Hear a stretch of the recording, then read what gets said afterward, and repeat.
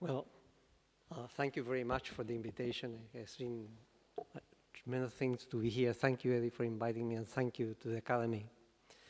What I would like to discuss with you today is essentially how do we sense temperature. And something that has been known for a long time is that the temperature sensors are partially in your skin, and there are three sensory terminals that are going to the dorsal root ganglia and then connect with the spinal cord. And in the spinal cord, they connect with the motor neuron, and if you are harmed or you feel pain, you retire your hand, withdraw your hand for the painful stimulus. And it has been known for a long time that if you apply a cold wire to your skin, a certain type of neurons will respond. And if you apply a hot wire in your skin, a complete different set of neurons will respond. So essentially, these temperature sensors that are known for so long come in two flavors, warm and cold sensor. But the molecular nature, actually, of this sensor were unknown until the end of the last century, when the group of Julius discovered a family of proteins. Actually, the first one to be cloned was TRPM1. And in this case, you have 7 families. You have a lot of different ion channels. What ion channels are essentially are membrane proteins that let ions to go through. Essentially, all those ion channels that are there allow to cations to go through, so they will depolarize the neuron, and they will promote an action potential. And in our case, what we have been interested in 3 different types of temperature sensors: TRPM1, TRPM8, and TRPM1. Today, what I would like to discuss with you is essentially 2 Thermo-TRPS, or temperature sensors. Is the ion channel called TRPM1, that belongs to the vanilloid family, and TRPM8, that belongs to the melastatin family. And as I will show you in the next slide, you can see here that these ion channels, sense the temperature in different ranges. For example, you can see that TRPM1 start being activated at around 42, 43 degrees, and it reaches a maximum about 55 degrees. So essentially, those are noxious temperatures. When you activate TRPM1, you will feel pain. On the other hand, you have TRPM8 that is activated now by cold temperatures, and it has a threshold about 25 degrees, and the activity of TRPM8 starts increasing up to reaching a maximum about 10 degrees. What is amazing, that also has been known for a long time, that is, you rub menthol in your skin, you are going to feel cold. But if you rub capsaicin, that is the active component of chili pepper, you are going to feel hot. And actually, both TRPM1, that is a heat sensor, and TRPM8, that is a cold sensor, one is activated by the active component of chili peppers, capsaicin, and TRPM8, that is a cold receptor, is activated by menthol. And that's the reason why you eat a mint, you feel cold, and when you eat a chili pepper, you are going to feel hot. And these are the 2 channels that I would like to discuss with you. And the main question before that, what I will show you where these channels are, they are containing different neurons. These are tetramers that, besides to let cations like sodium and potassium to go through, they also let calcium. They are selective to calcium, hence they will change the metabolism of the cell. And they are containing different neurons. Certain neurons contain TRPM1. A complete different set of neurons contain TRPM8. And some neurons contain TRPM1 and TRPM8. TRPM8 is activated by wasabi, the active component of wasabi, and that's the reason when you go to a Japanese restaurant and you eat wasabi, you're going to be like that, okay? And one of the amazing things is that, so how we can understand that these channels are actually temperature sensors? Because as you know, temperature is a thermodynamic parameter that you think that everything senses temperature, but how these channels can be activated, and these are amazing molecular machines, because, for example, I will return to that, but TRPM1, okay, the conductance of the membrane is going to change 4 times when you change 1 degree of temperature, and the same thing happened with TRPM8. So essentially, these are molecular temperature sensors. So the question is how we can understand thermal sensitivity. And these are also polymodal receptors, okay? And in the case of TRPM1, okay, it's activated by heat, but it's also activated by protons, and it's also activated by capsaicin. So if you add the 3 different stimuli, okay, what you are doing is shifting the threshold so you are going to activate the TRPM1 channel at temperatures that are below 42 degrees, and actually you can start sensing pain, okay, at 37 degrees, that is the corporal temperature. Okay, so the thing is that let us consider this channel as a molecular protein. So you can think these are channels that I told you are tetramers. Each subunit contains 6 transmembrane segments, and we think these proteins are modular.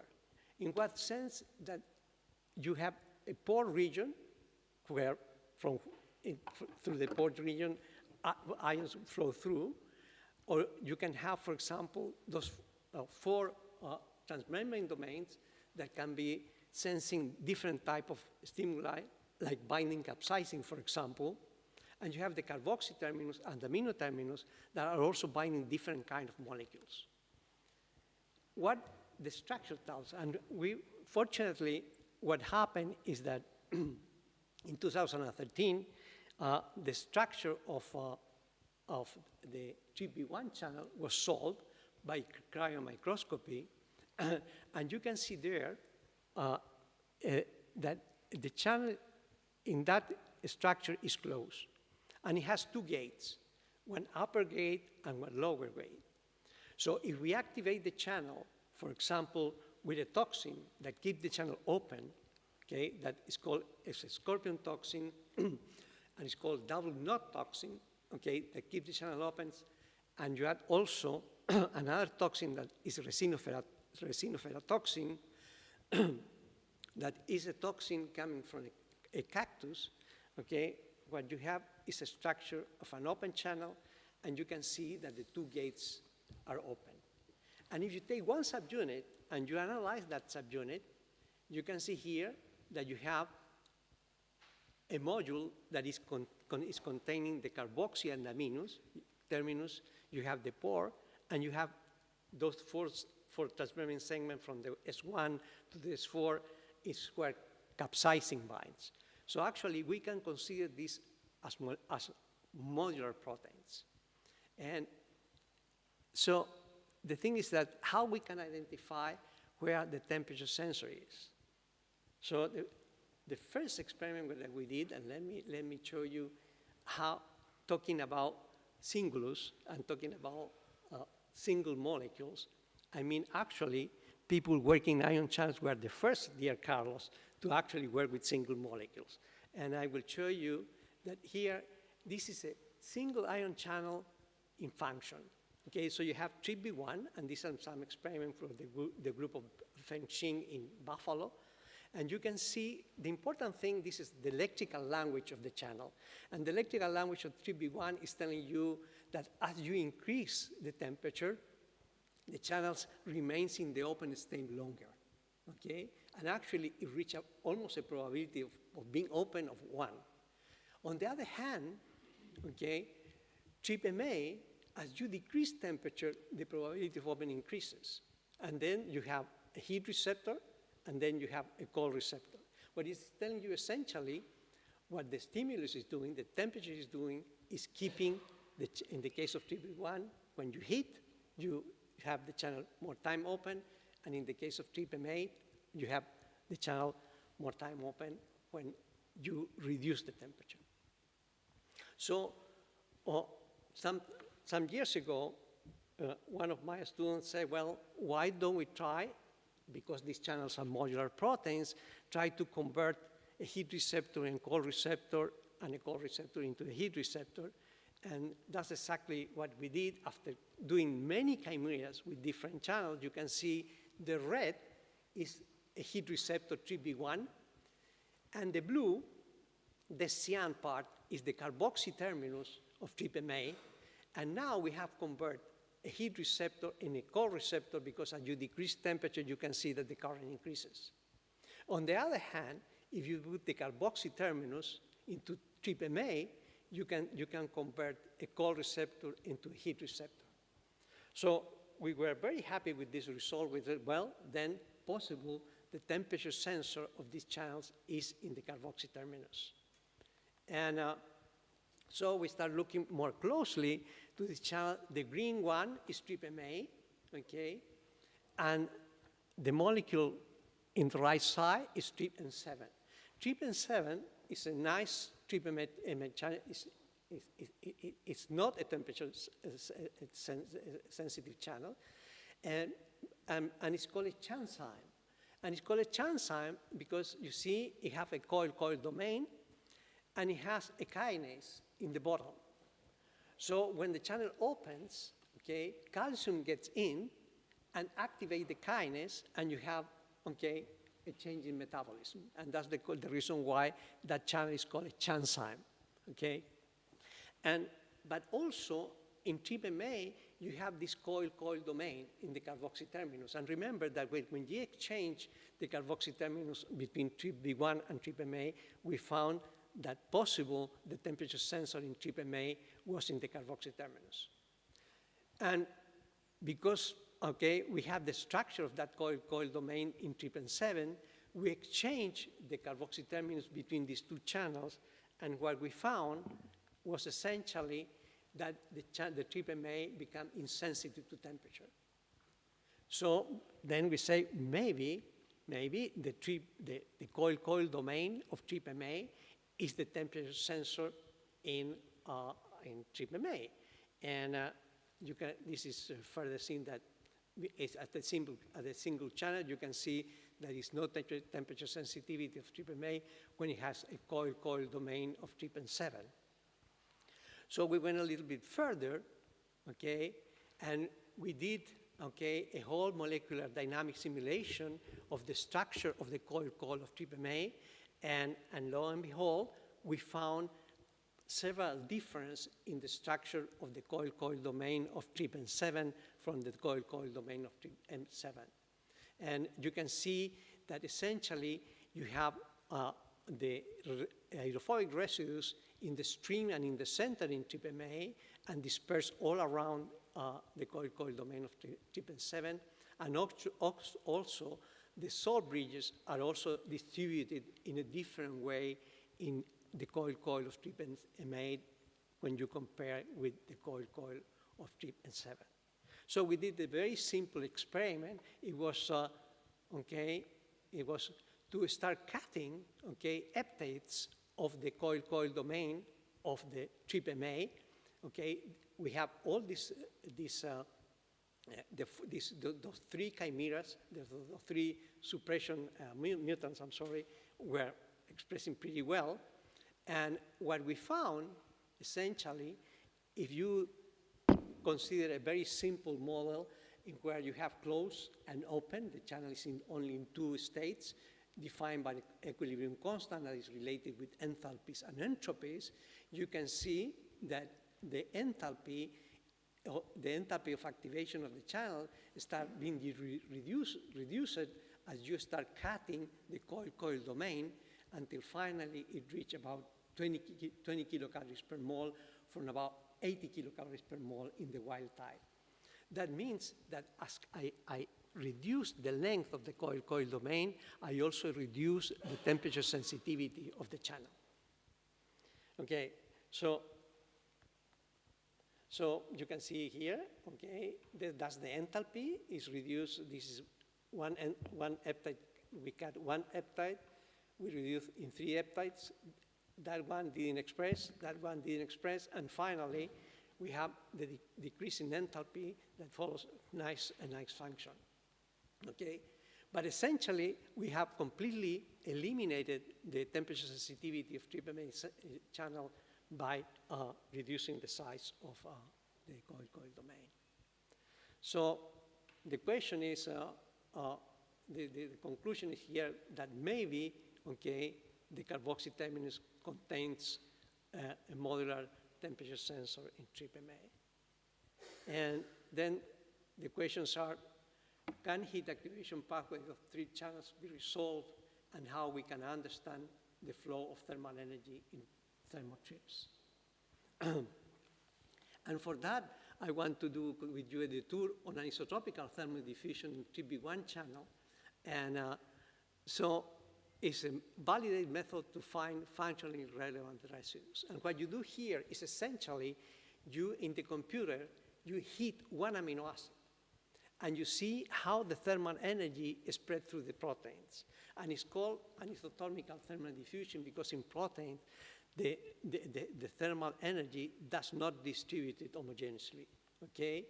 And so with time, you see how the thermal energy distributes. And yes, this is Germán Miño that was the one that proposed to me to do this kind of simulations. And we did that with a protein that we know the allosteric pathway when it binds a polypeptide. So it goes from the structure on the left, and when it binds, change to the structure from the right. And it's not easy to see, but actually it goes from beta 2 to beta 3, then to beta 4, beta 6, and beta 1, and you can follow that in that thermal map, okay?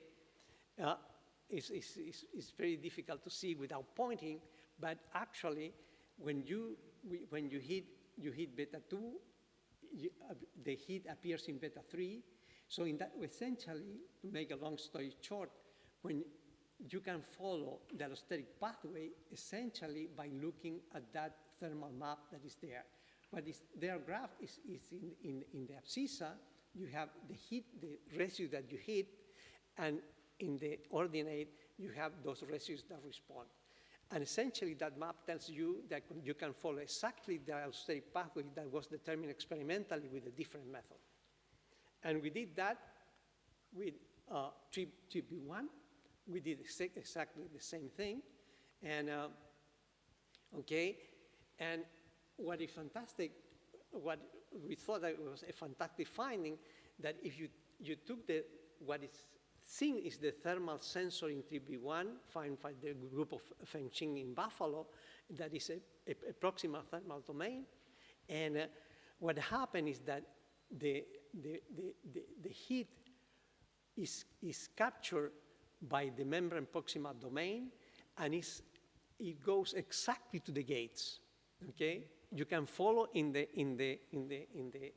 thermal map that is in that, use anisotropical thermal diffusion. Okay, to make this more graphical things, I will show you what actually found, and you can see that's essentially the allosteric pathway. Those are the amino acids that are heated, okay, that follow the heat from the membrane proximal domain towards the 2 gates that are contained in the X6 domain. So what we did was essentially the same thermal map with the coil-coil domain. So to essentially to get a sort of anisotropical thermal domain driven, okay, identification of the residues involved in sensing temperatures. And here you can see that group in red in the right, okay, transmit thermal energy to an isoleucine in the blue alpha helical domain, okay? And and in the same part, all those red, that single amino acid in the blue alpha helical domain transmit thermal energy to all those amino acids in red in the alpha helix called D. So essentially, what we did was to think, well, this is a good thermal, it should be involved in thermal diffusion in the coil-coil, so let's mutate that amino acid. And what we found, okay, so you can see there, this is a isoleucine mutated to an arginine, and what we have transformed the TRPM8 channel that is a cold receptor, and you can see in the top, to essentially a heat receptor in the bottom when you do just a single mutation, as you can see in the next graph. This is the amino acid that is mutated, that isoleucine, okay? And you can see here that from a cold receptor, you have transformed the channel just using anisothermical thermal diffusion in a heat receptor. And to make the things a little bit further, okay, we identify another good heat another amino acid that was involved in diffusing heat. There was an arginine in the middle and doing a salt bridge with a glutamate. And what it has been known using a different technique that is that salt bridge is a very good, the diffusion of thermal energy is anisotropic. It goes from the arginine to the glutamate, but is essentially a rectifier of thermal energy. It's more easy to go with thermal energy from the arginine to the glutamate than from the glutamate to the arginine. And we also mutate that amino acid, and what we found is the channel is completely insensitive to temperature. Okay, so the conclusions are in proteins, energy flow, okay, anisotropically, okay, and that the anisotropical thermal technique can be a useful tool in helping us to resolve the heat activation pathway in thermal trip channels. And we did a whole model of TRPM8 using molecular dynamics, and what is essentially this, and we think that maybe the coil-coil domain of TRPM8 is actually the temperature sensor, and the heat go from that coil-coil domain to the gates of the channel that has not, that the structure is still, okay, that's a model. We are hoping to get the structure very soon, and just to finish this is to say thanks to all the students that have been working, my colleagues, and to the two government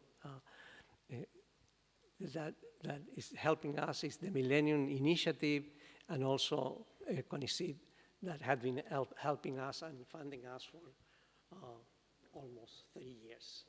Okay, thank you very much. Thank you. Thank you very much.